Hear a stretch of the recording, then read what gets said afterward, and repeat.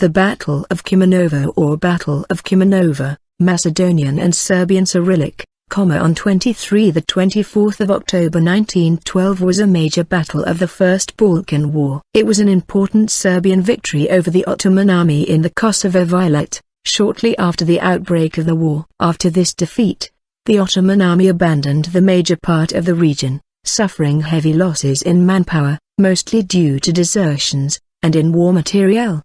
The objective of the Serbian army plan was to destroy the Ottoman army in a decisive battle before the Ottomans could complete the mobilization and concentration of forces.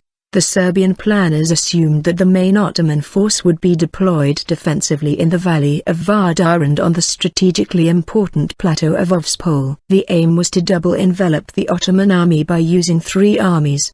The Serbian commander-in-chief was General Radimir Putnik. First Army, under Crown Prince Alexander, composed of 5 infantry and 1 cavalry division, 132,000 men, was deployed in the area around Varanj, with the task to attack the enemy frontally. Second Army, under Stepa Stepanovic, composed of 1 Serbian and 1 Bulgarian division, 74,000 men, deployed in the area around Kayustendil, was assigned to the easternmost attack, with the objective of attacking the right flank of the enemy. Third Army, under Božidar Jankovic, composed of 4 infantry divisions and 1 infantry brigade, 76,000 men, deployed in 2 groups, the first one at Toplica and the second one at Medveda, was assigned to the westernmost attack, with the task to take Kosovo and then move south to attack the left flank of the enemy. Smaller units were sent to take Sandžak. According to the initial Ottoman plan,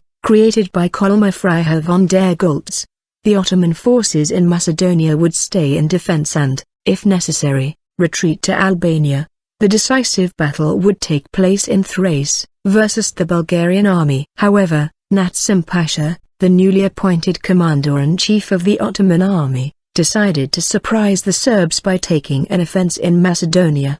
The plan also included the offense in Thrace. His goal was to win the initial battles against the surprised allies, hoping that the great powers would then intervene and stop the war. The Ottoman mobilization in Macedonia was slow, and the Ottoman Vardar army, led by Zeki Pasha, had little more than a half of its manpower mobilized when the war started. The army was composed of V Corps, under Said Pasha, composed of 4 divisions, 32,000 men, deployed in the area around Stip. V Corps, under Kavit Pasha, composed of 2 divisions, 6,000 men, deployed in the area around Veles. 7 Corps, under Fethi Pasha, composed of 3 divisions, 19,000 men, deployed in the area around Kumanovo. Smaller units in Kosovo. Prelude Serbian artillery, photographed during the Battle of Kumanovo. Even before the war was declared, border skirmishes occurred. On 15 October,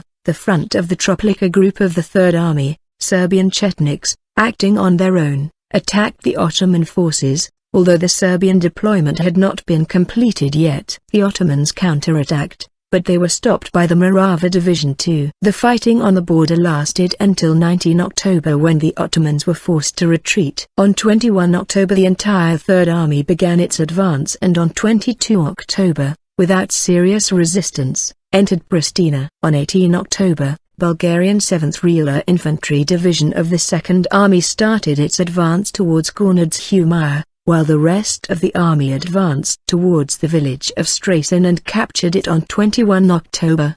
The First Army crossed the border on 20 October and in the evening of 22 October reached the outskirts of Kumanovo. At the other side, as soon as his forces were deployed, Zeki Pasha decided to take the offensive towards Kumanovo. In the evening of 22 October, Vardar army gathered in the valley of Psinja River. While Zeki Pasha had the precise information about the strength and disposal of the Serbian forces, the Serbian command did not realize that the battle with the main Ottoman force would start the very next morning. Not expecting the attack, Serbs did not fortify their positions, which were topographically strong. Still, only 2 out of 5 infantry divisions were deployed in the front echelon, Danube Division I on the left wing, with Cavalry Division behind it, and Morava Division I on the right wing.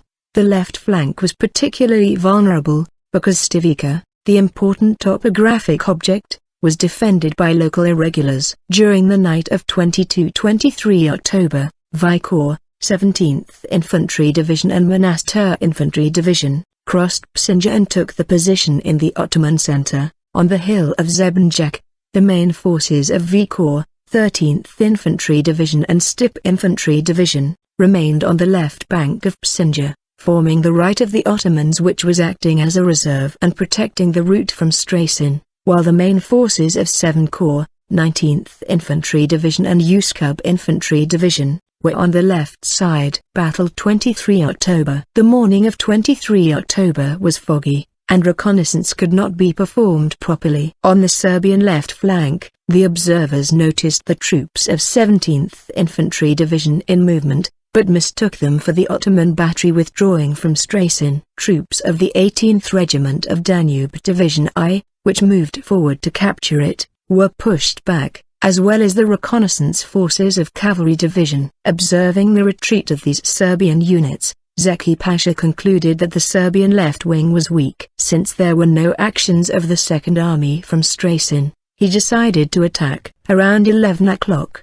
with artillery support, V and V Corps attacked the positions of Danube Division I. Soon, 13th and 17th Infantry Division forced the 18th Regiment to retreat in disorder, but, instead of continuing the attack, Zeki Pasha waited for the arrival of Stip Infantry Division from the rear to use this division to attack the Serbian flank and rear. That enabled the Serbian 7th Regiment to aid the wavering 18th Regiment and to consolidate a defense. Soon after that, the Serbian 8th Regiment arrived, and 7th Regiment was able to move to the left flank and reinforce the defense of Stivica, which was endangered by an attack by the Stip Infantry Division. On the right flank of Danube Division I, its 9th Regiment halted the advance of the weakened Monastir Infantry Division. Around 12 o'clock, 7 Corps started its attack on the positions held by Morava Division I. However, Serbian infantry and artillery were already deployed for combat, as the artillery fire from the east suggested that the battle has started. After the initial Ottoman progress, Serbs counterattacked and pushed them back to their starting positions. After the Serbian counterattack, Ottoman units were kept at bay by the well-organized Serbian artillery fire until the end of day. The Serbian rear echelon divisions, Danube Division II on the left, Drina Division I in the center and Timok Division II on the right, and the army artillery were not informed about the combat operations. They remained in the rear, without participating in the first day of the battle. The First Army Command did not receive precise information about the battle and did not have any influence on the actual combat. Despite these facts, the Ottoman attack of the 23 October was not successful, mostly thanks to the high devotion of Serbian troops and lower officers. Uninformed about the situation in the field, the First Army Command did not realize that the attack of the main Ottoman forces had occurred, as those forces were expected on Ovče Pole. Assuming that the Ottoman units north of Kumanovo were merely forward detachments, it ordered the troops to continue their advance towards south, as previously planned. After midnight, it received a report from Danube Division I which stated that the division was attacked by the strong enemy forces and suffered heavy casualties, but at that moment it was too late for any change of orders. On the other side, Zeki Pasha decided to continue the attack with the hope that his forces would be able to achieve victory on the following day. The Ottoman attack on their right wing started around 5:30. V Corps was assigned to tie up as many enemy forces as possible by attacking from the front, while Stip Infantry Division was again assigned to flank attack. Danube Division I again had to withstand heavy pressure, but around 10 o'clock parts of Danube Division II arrived from the rear and strengthened the defense. At the same time, Cavalry Division moved to the left bank of Psinja and slowed the advance of Ottoman forces towards Stivica. Around 12 o'clock, parts of Danube Division II reinforced the defense of Stivica, definitely stopping the advance of the Ottoman right wing. On the left Ottoman wing, a lot of reservists from Uskub Infantry Division had deserted during the night, upon hearing that the Third Army had captured Pristina and that it is marching towards Skopje. Still, at 5:30, 7 Corps started the attack. However, Morava Division I counterattacked at 6 o'clock, and with the arrival of Timok Division II from the rear they forced the entire Ottoman left wing to retreat. Around 9:30, Drina Division II from the rear echelon of the First Army arrived to the front and attacked the Ottoman center. Around 11 o'clock, Monastir Infantry Division started to retreat. The commander of Vardar managed to temporarily halt the Serbian advance by using his last reserves, but in the repeated attack around 1300 hours, Drina Division I captured Zebenjak, the main object in Ottoman defense, and forced 17th Infantry Division to retreat. With Uskub Infantry Division and Monastir Infantry Division already retreating, the battle was resolved. At 1500 hours, Morava Division I entered Kumanovo. Ottoman forces retreated in disorder, 7 and parts of Vardar towards Skopje and V and parts of Vardar towards Stip and Vilis. Serbian troops missed the chance to pursue them. The Ottoman Vardar army fought the battle according to plan, but despite this, suffered a heavy defeat. Although Zeki Pasha operationally surprised the Serbian command by his sudden attack, the decision to act offensively against the superior enemy was a grave error which determined the outcome of Battle of Kumanovo. On the other side,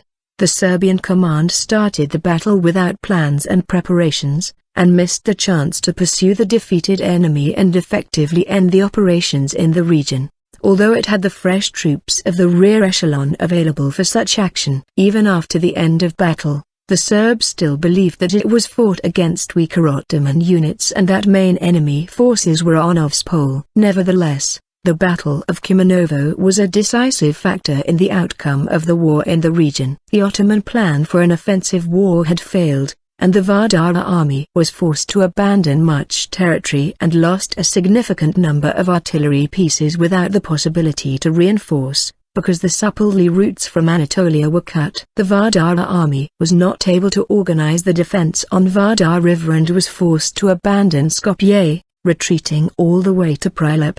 The First Army advanced slowly and entered Skopje on 26 October. 2 days later, it was strengthened by Morava Division II, while the rest of the Third Army was sent to Mitrovica and then through northern Albania to the Adriatic coast. The Second Army was sent to aid the Bulgarians in the siege of Adrianople, while the First Army was preparing for an offense towards Prilep and Bitola.